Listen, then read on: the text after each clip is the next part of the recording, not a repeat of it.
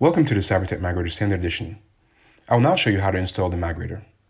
Assuming all preconditions are met, we follow the instructions provided in the offline installation section on the Migrator's installation page.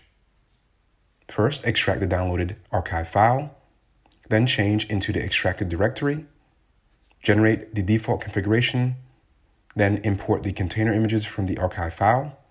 Finally, start the Migrator. Note, the Migrator version and the hashes may differ from the file you downloaded. Orcus is the name of my host. It will differ to the one you installed. Open the web browser of your choice and visit the URL shown in the terminal. In my case, http://karen-thinkpad. If you can't reach the Migrator on the provided URL due to the name resolution problems in your Docker setup, try http://localhost, which should work. You probably ask yourself, what? HTTP is not secure. I know, but for the sake of simplicity, we do not use HTTPS in this demo run.